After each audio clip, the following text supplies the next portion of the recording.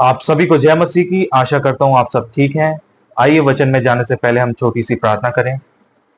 प्रभु जी, धन्यवाद आज के दिन के लिए पिता परमेश्वर। और प्रार्थना करते हैं पिता परमेश्वर, जब हम वचन में जाते हैं तो आप हमारे मनों को खोलें ताकि पिता परमेश्वर हम वचन को अच्छे तरीके से समझ पाएं। क्योंकि पिता परमेश्वर, जब हम वचन को अच्छी तरीके से ग्रहण करते हैं तभी हम लोगों के संग वचन को बांट पाते हैं। पिता परमेश्वर, आप हमारे मनों को खोलें ताकि हम वचन को ग्रहण करें और औरों के संग वचन को बांटे ज्यादा से ज्यादा। प्रभु जी, सब कुछ आपके चरणों में रखते हैं। यीशु के नाम में इस प्रार्थना को मांगते हैं, आमीन। आज हर मसीह विश्वासी एक दौड़ में लगा हुआ है। वो दौड़ है अनंत जीवन को पाने की दौड़। और आज हम देखेंगे कि उस दौड़ के बारे में वचन हमें क्या बताता है। मेरे साथ पढ़ने के लिए निकाल लीजिए फिलिपियो 3 अध्याय, उसका 12 पद से 16 पद। मैं आपके सामने पढ़ देता हूं। यहां पर लिखा है 12 पद में, ये मतलब नहीं कि मैं पा चुका हूं या सिद्ध हो चुका हूं, पर उस पदार्थ को पकड़ने के लिए दौड़ा चला जाता हूं जिसके लिए मसीह यीशु ने मुझे पकड़ा था। हे भाइयों, मेरी ये भावना नहीं कि मैं पकड़ चुका हूं, परंतु केवल ये एक काम करता हूं कि जो बातें पीछे रह गई हैं उनको भूलकर आगे की बातों की ओर बढ़ता हुआ निशाने की ओर दौड़ा चला जाता हूं, ताकि वह इनाम पाऊं जिसके लिए परमेश्वर ने मुझे मसीह यीशु में ऊपर बुलाया है।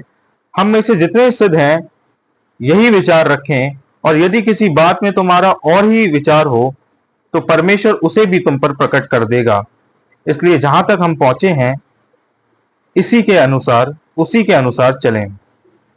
परमेश्वर के वचन के पढ़े और सुने जाने से हम सबको आशीष मिले। वचन को और अच्छे से समझने से पहले मैं आपको फिलिपियो के बारे में थोड़ा समझाना चाहता हूं कि फिलिपियो है क्या, ताकि आप इस वचन को और अच्छी तरीके से समझ पाएं। फिलिपियो के नाम पौलुस प्रेरित की पत्री प्रथम कलीसिया को लिखी गई थी, जिसकी स्थापना पौलुस ने की थी। रोमी प्रांत मकिदुनिया में स्थित थी। ये पत्री लिखने का जो उद्देश्य है वो ये है, फिलिपियो के मसीहों को धन्यवाद देना उस भेंट के लिए जो पौलुस की आवश्यकताओं के समय उसे भेजी थी। और जिस समय पौलुस इस पत्री को लिख रहा है वो उस वक्त जेल में है, और करीब करीब पौलुस इसे 60 एडी में लिख रहा है। तो अब हम देखेंगे कि पौलुस जो है वो अनंत जीवन की दौड़ के बारे में क्या बताता है। 12 पद में हम देखेंगे पौलुस यहां पे कह रहा है, ये मतलब नहीं कि मैं पा चुका हूं या सिद्ध हो चुका हूं, पर उस पदार्थ को पकड़ने के लिए दौड़ा चला जाता हूं जिसके लिए मसीह यीशु ने मुझे पकड़ा था। जब मैंने ये पद पढ़ा था तो मैं बहुत ज्यादा अचंभा हो गया कि पौलुस, जिसने नए नियम में लगभग आधी पुस्तकों को लिखा है, नए नियम में 27 पुस्तकें हैं और पौलुस ने उनमें से 13 पुस्तकों को लिखा है, और उसके बावजूद भी वो ये कह रहा है कि ये मतलब नहीं कि मैं पा चुका हूं या सिद्ध हो चुका हूं, पर उस पदार्थ को पकड़ने के लिए दौड़ा चला जाता हूं जिसके लिए मसीह यीशु ने मुझे पकड़ा था। अगर हम इफिसियो 1 अध्याय उसका 4 पद देखेंगे तो उसमें लिखा है, जैसा उसने हमें जगत की उत्पत्ति से पहले उसमें चुन लिया। हम सब जानते हैं कि पौलुस मसीहों को सताया करता था, मसीहों को मारा करता था, मसीह विरोधी था, और यीशु मसीह ने उसको चुना। वो भी उसी बात को यहां पे कह रहा है, जिसके लिए मसीह यीशु ने मुझे पकड़ा था, जिस कार्य के लिए मसीह यीशु ने उसे पकड़ा था वो उस कार्य को कर रहा है, अभी तक उसने पूरा नहीं किया है। तभी वो उस बात को कह रहा है कि ये मतलब नहीं कि मैं पा चुका हूं, पर उस पदार्थ को पकड़ने के लिए दौड़ा चला जाता हूं जिसके लिए मसीह यीशु ने मुझे पकड़ा था। आगे हम देखेंगे, हे भाइयों, मेरी ये भावना नहीं कि मैं पकड़ चुका हूं। पौलुस यहां पे कह रहा है कि अभी तक मैं पकड़ा नहीं गया हूं, परंतु केवल ये एक काम करता हूं कि जो बातें पीछे रह गई हैं उनको भूलकर आगे की बातों की ओर बढ़ता हुआ निशाने की ओर दौड़ा चला जाता हूं। एक बार फिर से मैं बताना चाहूंगा, हम सब जानते हैं कि पौलुस जो है पौलुस का जो पास था वो क्या था? वो मसीह विरोधी था, मसीहों को सताया करता था। अगर इसको हम अपनी जिंदगी में भी देखें तो ये बहुत सोचने वाली बात है। जिस बात को पौलुस यहां पे कह रहा है, वो कह रहा है कि परंतु केवल ये एक काम करता हूं कि जो बातें पीछे रह गई उनको भूलकर आगे की बातों की ओर बढ़ता रहता हूं। आज मेरे मसीह भाइयों और बहनों, हम भी अपनी जो भी हमसे पास्ट में गलतियां हुई होती हैं, हम उसमें उलझे रहते हैं और उसी में उलझ के रह जाते हैं। लेकिन पौलुस इस बात को कह रहा है कि जो बातें बीत गई उनको भूलकर वो आगे की ओर बढ़ता है। और हम अक्सर क्या करते हैं, जो गलतियां हमसे होती हैं, जो गलत बातें हम किसी को कह देते हैं, हम उसी में उलझ के रह जाते हैं, उसी का रिग्रेट करते रहते हैं और उससे हील नहीं हो पाते हैं, उससे उभर नहीं पाते हैं और उन्हीं गलतियों में घूमते रहते हैं, उसी गलतियों में फंसे रहते हैं, उलझ जाते हैं। एक उदाहरण मैं आपके सामने रखना चाहूंगा। अगर आप सब जानते हैं कि प्रभु यीशु मसीह को पकड़ाने वाला, जिसको यीशु मसीह ने प्रभु यीशु मसीह को जिसने पकड़वाया था, उसका नाम यहूदा था। वो यीशु मसीह का चेला था। हम देखते हैं कि जब यहूदा ने यीशु मसीह को पकड़वा दिया, उसके बाद हम देखते हैं कि यहूदा रिग्रेट कर रहा था, वो पछता रहा था कि उसने प्रभु यीशु मसीह को पकड़वा दिया। और मत्ती 27 अध्याय उसके 5वें पद में हम देखते हैं कि यहूदा ने फांसी ले ली। पर मेरे प्रियो, जरा आप इस बात को सोचें कि अगर जो गलती उसने करी, यीशु मसीह को जो उसने पकड़वाया, अगर वो यीशु मसीह के पास आकर प्रभु यीशु मसीह से माफी मांगता, तो क्या प्रभु यीशु मसीह उसे माफ नहीं करते? बिल्कुल करते। लेकिन जो गलती उसने करी वो उसी में उलझ के रह गया, उससे उभर नहीं पाया। मेरे प्रियो, आज हम भी यही करते हैं, जो गलती हम कर देते हैं उसी में उलझ कर रह जाते हैं और आगे नहीं बढ़ पाते हैं। और पौलुस यहां पे हमें कितनी अच्छी बात बता रहा है कि परंतु केवल ये एक काम करता हूं कि जो बातें पीछे रह गई उनको भूलकर आगे की ओर बढ़ता चला जाता हूं और निशाने की ओर दौड़ा चला जाता हूं। मसीह जीवन में दौड़ जो है वो अनिवार्य है और हमें दौड़ना ऐसे है कि जीतें। एक और मैं आपके सामने वचन पढ़ना चाहूंगा। पहला कुरिन्थियों उसका 9 अध्याय उसका 24 पद, यहां पे लिखा है, क्या तुम नहीं जानते कि दौड़ में तो दौड़ते सभी हैं परंतु इनाम एक ही ले जाता है? तुम वैसे ही दौड़ो कि जीतो। दौड़ में तो सभी दौड़ते हैं लेकिन इनाम जो है वो केवल एक ही ले जाता है। तो मेरे भाइयों, हमें ऐसे दौड़ना है कि जीतें। आज के टाइम पे हम अक्सर देखते हैं, बहुत से मसीह भाइयों से मैं मिलता हूं, भाइयों और बहनों से मैं मिलता हूं, वो ये कहते हैं कि हम हर संडे चर्च जाते हैं, पाकशाह लेते हैं, लेकिन संडे के बाद की जो उनकी जिंदगी होती है, मंडे से सैटरडे तक की, वो एक अलग ही सांसारिक जीवन में अपने जीवन को बिताते हैं। लेकिन उनकी ये भावना है कि संडे को चर्च आ गए और वो उनके लिए काफी है। लेकिन ऐसे दौड़ पूरी नहीं हो सकती मेरे भाइयों। अगर मैं आपसे अगर एक चीज को बोलूं कि हमें जो है सिर्फ संडे मॉर्निंग में ब्रेकफास्ट करना है और उसके बाद नेक्स्ट संडे मॉर्निंग को हमें ब्रेकफास्ट करना है, तो क्या आप सरवाइव कर पाएंगे? नहीं कर पाएंगे ना। हमें अपनी आत्मिक भूख को बढ़ाना है ताकि हम दौड़ में अच्छे से दौड़ें। और आत्मिक भूख को अगर हमें बढ़ाना है तो केवल संडे को हमें वचन को नहीं पढ़ना है, हमें हर दिन वचन को पढ़ना है ताकि हम जो हमारी जो आत्मिक दौड़ है उसको हम पूरा कर सकें, उस दौड़ में हम अच्छे से दौड़ सकें। और पहला कुरिन्थियों 9 अध्याय उसके 24 पद में भी वो ये कह रहा है कि तुम वैसे ही दौड़ो कि जीतो। और आगे वो लिखा है, 25 पद में लिखा है, हर एक पहलवान सब प्रकार का संयम करता है, वह तो एक मुरझाने वाले मुकुट को पाने के लिए ये सब करता है, परंतु हम तो उस मुकुट के लिए करते हैं जो मुरझाने का नहीं। लेखक ने, कुरिन्थियों का लेखक भी पौलुस है, लेखक ने यहाँ पे एक पहलवान का उदाहरण दिया है कि कैसे पहलवान स्ट्रगल करता है एक ट्रॉफी को पाने के लिए। और हम सब जानते हैं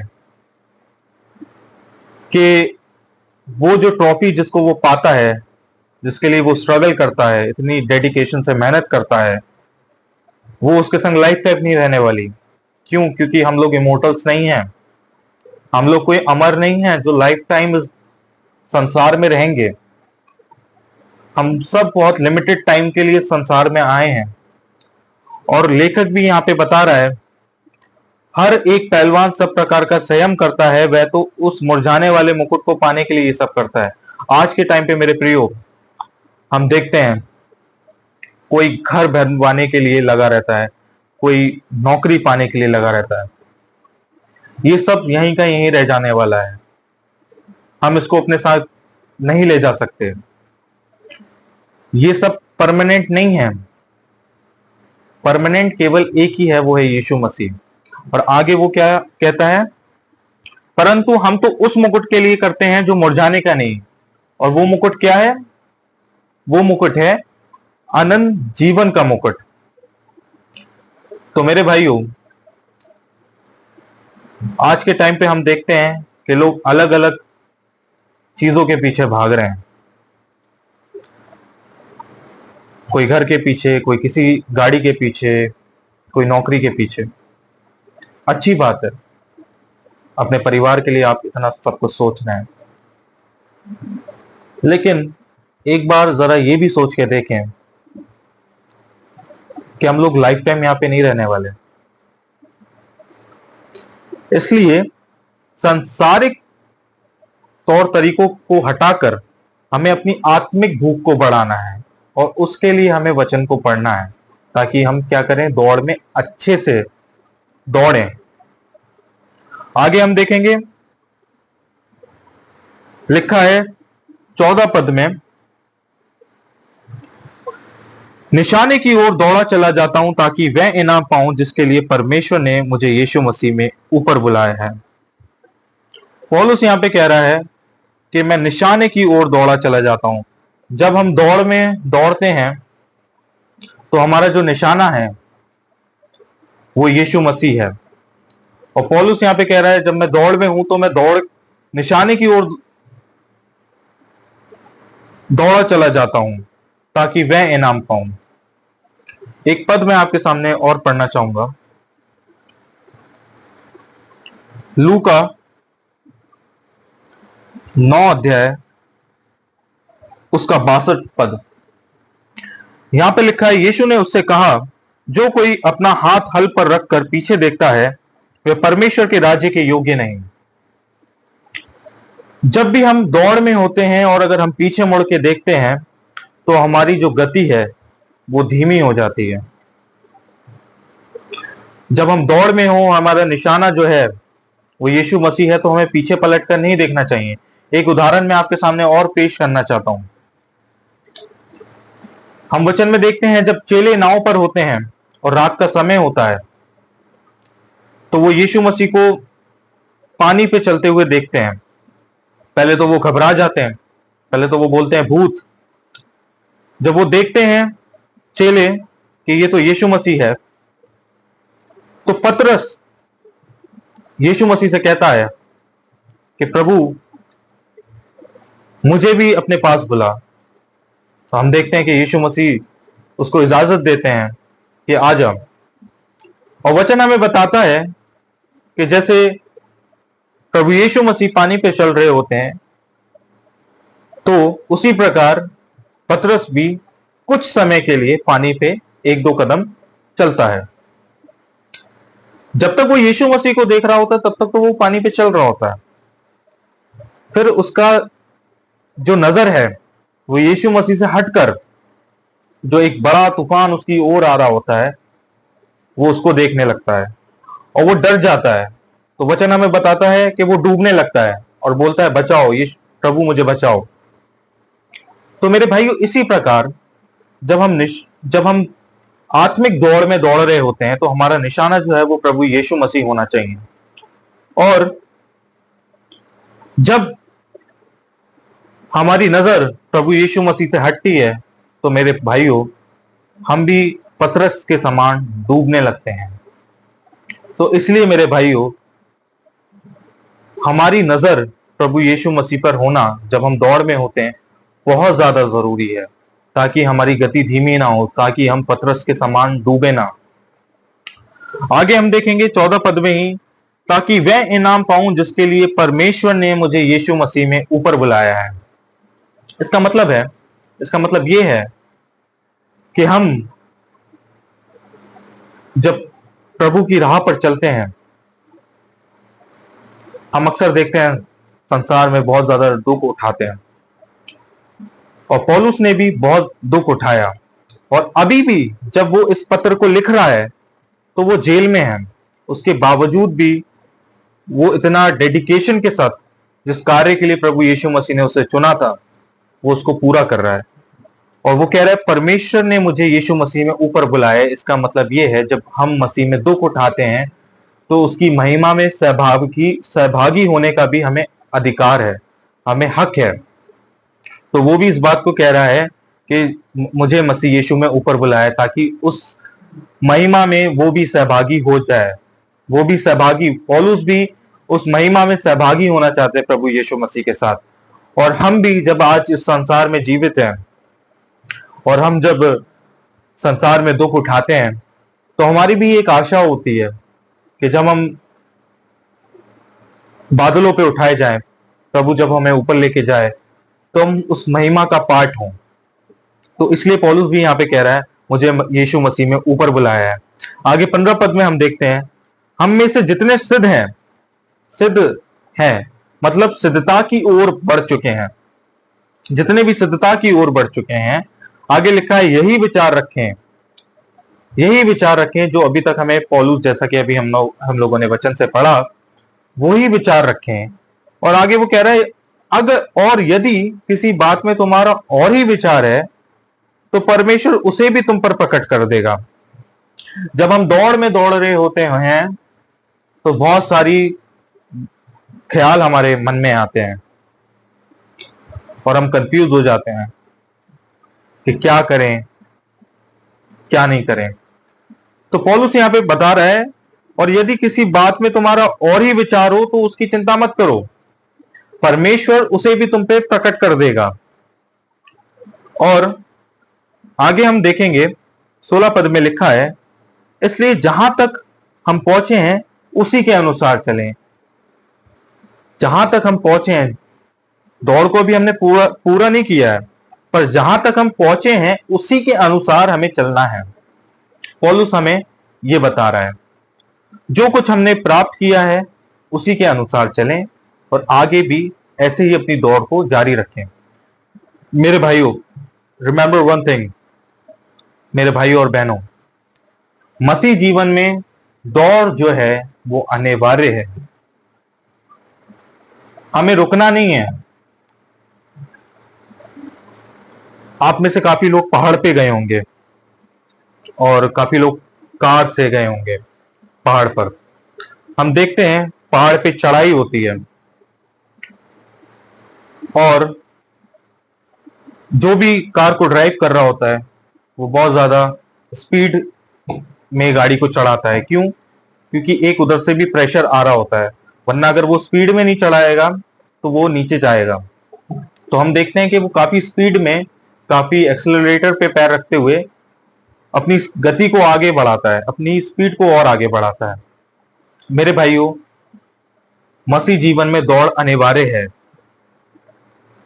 अगर हम दौड़ में नहीं दौड़े तो जैसे अगर उस कार को भी हम चढ़ाई पे ऐसे ही छोड़ दें तो वो भी ऑटोमेटिकली पीछे आती जाएगी। तो मसीह जीवन भी कुछ इस प्रकार का है। यदि आप अगर दौड़ में रुक जाते हैं और थोड़ी देर रेस्ट करना चाहते हैं, थोड़ी देर विश्राम करना चाहते हैं, तो ऐसा ना करें मेरे भाइयों, आप भी ऑटोमेटिकली पीछे आ जाएंगे। इसलिए मसीह जीवन में जो है वो दौड़ अनिवार्य है। और एक चीज और मैं आपको बताना चाहता हूं कि जब भी हम दौड़ में हों और दौड़ में दौड़ रहे हों, तो एक चीज का और ध्यान रखें कि जब हम दौड़ में हों और हमें लगे कि कोई इंसान, कोई व्यक्ति अभी बैठा है, तो आप उसे भी वचन सुनाएं और उसे भी अपने संग दौड़ाएं। मैं हमेशा एक चीज चाहता हूं, मैं आप लोगों के साथ शेयर करना चाहता हूं। हमारा विश्वास है कि हम प्रभु यीशु मसीह में ऊपर उठाए जाएंगे, बादलों पर उठाए जाएंगे, प्रभु यीशु मसीह में फिर से जिएंगे। लेकिन मैं पूरा प्रयास करता हूं कि जितने भी मेरे फैमिली मेंबर्स हैं, मेरे रिलेटिव्स हैं, मेरे फ्रेंड्स हैं, उनके संग भी मैं सुसमाचार को शेयर करूं, ताकि वो भी और हम सब साथ में ऊपर उठाए जाएं। तो मेरे भाइयों, जब भी आप दौड़ में हों और आपको लगे कि कोई दौड़ में थक गया है, कोई बैठ गया है, तो उसको भी वचन से हील करें, उसे भी वचन सुनाएं, ताकि अपने संग उसको दौड़ में सहभागी बनाएं। और वचन हम कैसे दूसरों के संग बांट सकते हैं? जब तक हमने खुद नहीं पढ़ा है, तब तक हम दूसरों के संग वचन को नहीं बांट सकते हैं। तो इसलिए मेरे भाइयों, पहले हमें खुद भी वचन पढ़ना बहुत ज्यादा जरूरी है, क्योंकि मनुष्य आज के टाइम पे बहुत चीजों की वजह से स्ट्रगल कर रहा है। कोई फाइनेंस की वजह से स्ट्रगल कर रहा है, कोई रिलेशनशिप की वजह से स्ट्रगल कर रहा है, बहुत सारी अपनी अपनी लोगों की मजबूरियां हैं। बट जब हम वचन से किसी को हील करते हैं, तो मेरे भाइयों, मेरे बहनों, वो मनुष्य बहुत जल्दी हील हो जाता है। तो इसी प्रकार जब हम दौड़ में हों और हम देखें कि कोई बैठा हमें दिख रहा है या कोई थक गया है, तो उसकी जैसी भी परिस्थिति है, हमें उसको वैसे ही हील करना है और वचन से हील करना है। और मनुष्य जिस भी परिस्थिति में वो हो, उसको हम वचन से तभी हील कर सकते हैं जब तक वचन हमने ना पढ़ा हो। जब हमने वचन ग्रहण किया होगा, तभी हम उसके संग वचन को बांट सकते हैं। तो इसलिए वचन पढ़ना बहुत ज्यादा जरूरी है।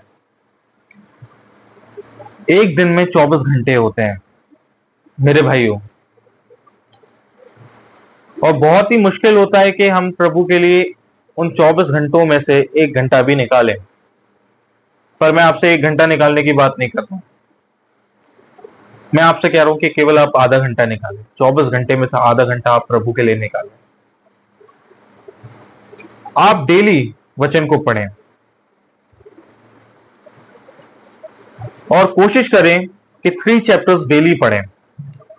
इस 3 चैप्टर्स डेली पढ़ने का रीजन मैं आपको बताना चाहता हूं क्या है।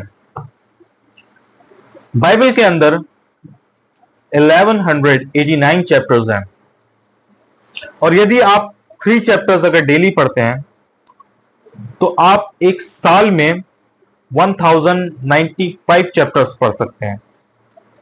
और यदि 3 चैप्टर्स की बजाय अगर आप 1 चैप्टर्स बीच बीच में एक्स्ट्रा भी पढ़ रहे हैं, तो आप एक साल में बाइबल को पूरा पढ़ सकते हैं। इसका मतलब ये नहीं कि आप प्रोफेसर हो गए।